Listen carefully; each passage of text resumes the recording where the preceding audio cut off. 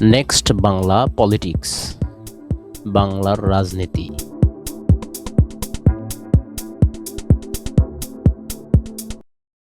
জুলাই গণ অভ্যুত্থানের ভিত্তিতে নির্বাচন সনদ সরকার গঠন হয়েছে। এখন মনে হচ্ছে যারা সরকার গঠন করেছেন তারা কেমন যেন জুলাইকে ছোট করা, হেয় করা, অবমাননা করা এবং কোনো কোনো ক্ষেত্রে অস্বীকার করার মতো জায়গাতে তারা চলে যাচ্ছেন আর কি। অথচ জুলাইয়ের সবচেয়ে বড় বেনিফিশিয়ারি হচ্ছে বর্তমান সরকার, বিএনপি দল হিসেবে। তো আজকে আমাদের প্রিয় সালাউদ্দিন ভাই উনি সংসদে বললেন যে, এর আগে একদিন বললেন যে জুলাই সনদের জেন্ডার কি, এটা কি ম্যাসকুলিন না ফেমিনিন। আজকে বললেন যে সংবিধানের বাইরে কিছু করা যাবে না, বর্তমান সংবিধানে এরকম কোনো সংস্কার পরিষদ নাই। এখন প্রশ্ন হচ্ছে যে সংবিধান সংস্কার এবং সংবিধান সংশোধন এই দুইটা জিনিসের পার্থক্য কি আসলে বিএনপি নেতৃবৃন্দ অথবা সরকার বুঝতে পারছে না? না, আসলে দেশবাসীকে একটা ঘোল খাওয়ানোর চেষ্টা করছে যে আসলে সবকিছু সংবিধানের মধ্যে হতে হবে। শেখ হাসিনার পোর্টফোলিও থেকে দেখবেন যে এখনো প্রধানমন্ত্রী বলে তার নেতাকর্মীরা তাকে। শেখ হাসিনা নিজেও মনে করে সে এখনো দেশের প্রধানমন্ত্রী, তাকে জোর করে সরানো হয়েছে এবং সে রিজাইন করে নাই।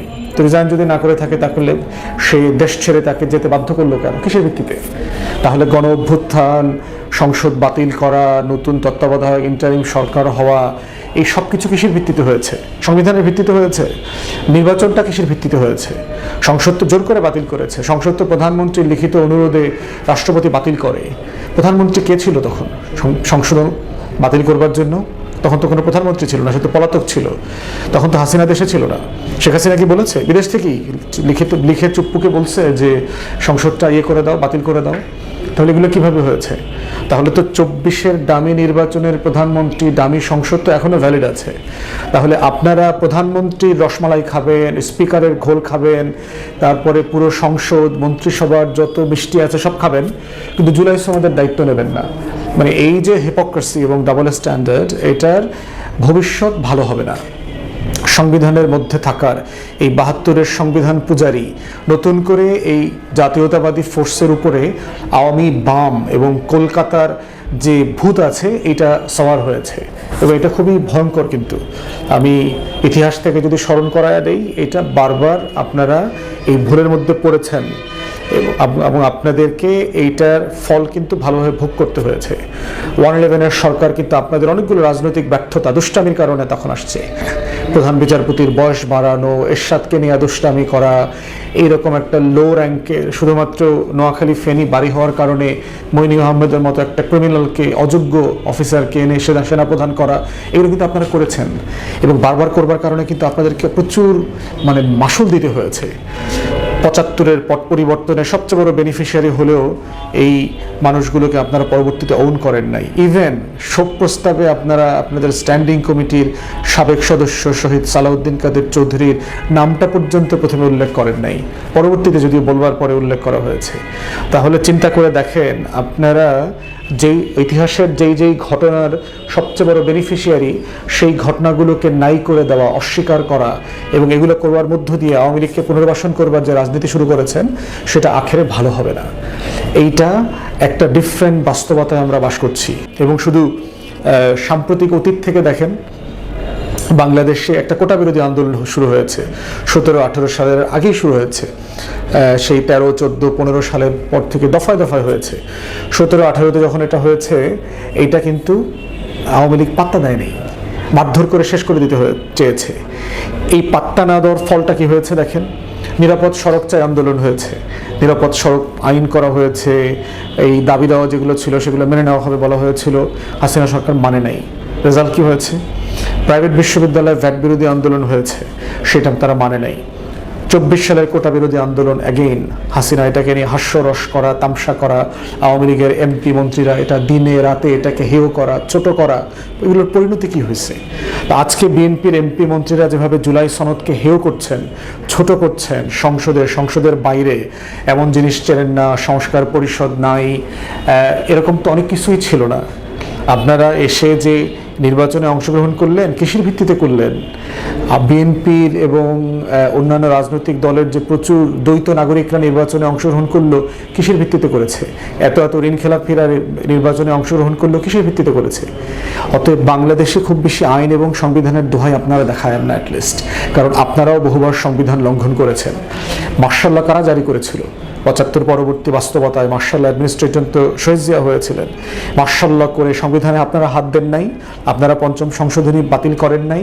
৭৫-এর মুশতাক গভর্নমেন্ট থেকে শুরু করে একেবারে ৭৭ সাল পর্যন্ত সবকিছু মৌকুফ, চ্যালেঞ্জ করা যাবে না, ইনডেমনিটি আপনারা দেন নাই, দিয়েছিলেন তো। তাহলে তখন এগুলো হালাল ছিল, আজকে হারাম হয়ে গেছে। এবং এগুলোকে পরবর্তীতে র্যাটিফাই করা হয়েছে না সংসদে, ৭৯ সংসদে করা হয়েছে তো। তাহলে আপনাদেরকে শুধুমাত্র আপনাদের অতীত থেকে মনে করায় দিচ্ছি, এগুলো থেকে শিক্ষা নেন, সংশোধন হন। জুলাই সনদ বাস্তবায়ন হলে বিএনপির কোনো ক্ষতি নাই, বিএনপি সরকারের ক্ষতি হওয়ার মতো কোনো বাস্তবতা দেখতে পাচ্ছি না। অতএব কেন আপনারা এই কাজটা করবেন? সিম্পলি চুপ্পুকে রাখার জন্য? আপনাদের অন্য কোনো দেশের সাথে আওয়ামী লীগকে পুনর্বাসন করবার জন্য বাংলাদেশের ক্ষমতার ভর কেন্দ্রগুলো ডিপ স্টেটের সাথে কোনো চুক্তি হয়েছে? লিখিত অলিখিত যেগুলো আনন্দবাজার পত্রিকা লিখেছিল সেরকম কিছু আছে? কোথায় ভয় পাচ্ছেন? এত সংবিধান, সার্টেনলি আপনি সংবিধানের দোহাই দেওয়ার চেষ্টা করছেন, সংবিধান মান্য করবার চেষ্টা করছেন। অতএব আপনাদেরকে বিনয়ের সাথে আপনাদের অতীত মনে করায় দিচ্ছি, দয়া করে ফাউল করিয়েন না, বরং আপনারা রিফর্মের প্রস্তাব যেগুলো দিয়েছেন আপনাদের ৩১ দফায় সংবিধান সংস্কারের মধ্য দিয়ে, সেই প্রস্তাবগুলো বাস্তবায়ন করেন এবং জনগণের জুলাই সনদের যে আকাঙ্ক্ষা সেটা বাস্তবায়ন করেন। আপনারা কিন্তু জুলাই সনদের অঙ্গীকারনামা স্বাক্ষর করেছেন, সেখানে বলা ছিল যে আপনারা এটা কোর্টে চ্যালেঞ্জ করবেন না। আজকে আপনাদের তৃতীয় শ্রেণীর উকিল টুকিল দিয়ে এগুলো চ্যালেঞ্জ করাইতেছেন। আমরা এই নাটক বুঝতেছি না, দেশবাসী বোঝে না যে আপনারা কেন রুল জারি করাচ্ছেন, কাদেরকে দিয়ে করাচ্ছেন, কেন করাচ্ছেন, এগুলো কিন্তু আমরা বুঝতেছি। অতএব সংবিধানের দোহাই দিয়া ২৪-এর গণ অভ্যুত্থানকে নাই করে দেওয়ার চেষ্টা করবেন না, আখেরে ভালো হবে না। পূর্ববর্তী সময়গুলোতে এগুলো ভালো হয় নাই, আপনাদের পরিণতি আবার বিপজ্জনক হবে। কারণ তরুণরা বারবার কিন্তু রিপিটেডলি বিভিন্ন ইস্যুতে আন্দোলনে ফিরে এসছে, নিরাপদ সড়ক চাইতে আসছে, কোটাতে আসছে, বারবার কোটা বিরোধী আন্দোলন। জুলাই সনদ নিয়েও নতুন প্রজন্মের তরুণরা আবার আন্দোলনে নামবে এবং এইটা এত বড় ব্যাপক বিস্তৃত আন্দোলন হবে, আপনাদের পালানোর হেলিকপ্টার খুঁজে পাবেন না। আপনাদের কিন্তু ভারত নাই, মাথায় রাখেন। আওয়ামী লীগের ল্যাসপেন্সাররা যেভাবে সীমান্তের উপরে দৌড়ায় পালাইতে পারছে, হাসিনাকে যেভাবে ওই পারে নিয়ে গেছে, ক্ষমতার কোনো ভরকেন্দ্র আপনাদেরকে বিশ্বাস করে না, আপনার বন্ধুরা, সেটা গণমাধ্যম হোক আর অন্য যে কোনো ক্ষমতার ভরকেন্দ্র হোক, ডিপ স্টেট হোক, আপনাদেরকে কিন্তু বিমানে করে সীমান্তের ওই পারে পালানোর সুযোগ করে দেওয়া হবে না। আপনারা চাইলেও লেন্দুদ্দুর্জি শেখ হাসিনার মতো বিশ্বস্ত হইতে পারবেন না, আপনারা দালাই লামা হইতে পারবেন না। অতএব এই বাস্তবতাগুলো মনে রাখেন আপনারা। অতএব জনগণের আকাঙ্ক্ষা, ২৪-এর গণ অভ্যুত্থান, শত শত শহীদের রক্তে আখরে যে লেখা যে জুলাই সনদ, সেটাকে নিয়ে ছিনিমিনি খেলবেন না দয়া করে। সংস্কার এবং ওই সংশোধন, এই দুইটার মারপেচে আমাদের ফেলবেন না। আমরা ১৪২ও বুঝি, ১৫২ও বুঝি, রিফর্মও বুঝি, আর্টিকেল 7ও বুঝি। উইল অফ দ্য পিপল, জনগণের সুপ্রিম সর্বোচ্চ অভিপ্রায় কি, সেটাও আমরা বুঝি। অতএব এই প্রত্যেকটা বুঝের জায়গাকে রেসপেক্ট করেন ফর গডস সেক। আপনারা ল্যান্ডস্লাইড মেজরিটি দিয়ে ব্রুটালি সব কিছু করতে যায়েন না। আওয়ামী লীগেরও ল্যান্ডস্লাইড ব্রুটাল মেজরিটি ছিল, লাভ হয় নাই, টিকতে পারে নাই, পালাইতে হয়েছে। অতএব দয়া করে বিনীত অনুরোধ, for God's sake come back to your senses. জুলাই সনদ নিয়ে দুষ্টামি করিয়েন না। সংস্কার পরিষদ গঠন করেন, সংবিধানের মানে দোহাই না দিয়ে সংসদের যে ডুয়েল রোলের ব্যাপারে আমরা একমত হয়েছি, এই দুইটা রোল তারা পালন করুক। দ্রুততম সময়ে পরিষদ গঠন করে জুলাই সনদ বাস্তবায়ন করে ফেলেন। আপনাদের জন্য ভালো, দেশের জন্য ভালো, জনগণের জন্য ভালো।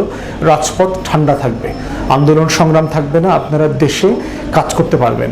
কৃষি কার্ড, ওই কৃষি লোন মৌকুফ করা, ইমাম মুয়াজ্জিনদেরকে ভাতা দেয়া, তারপরে হচ্ছে ফ্যামিলি কার্ড দেওয়া, এগুলো বিতরণ করেন। এগুলো ভালো কাজ, এগুলো করতে পারবেন শান্তিতে, লুটপাট করা ছাড়া। তো দয়া করে যেটা ওয়াদা ছিল সে ওয়াদাটা পূরণ করেন। অঙ্গীকারনামা যেটা স্বাক্ষর করেছেন সেই স্বাক্ষরে ফিরে আসেন। ধন্যবাদ। ভিডিওটি ভালো লাগলে লাইক, কমেন্ট, শেয়ার করে সাবস্ক্রাইব করুন।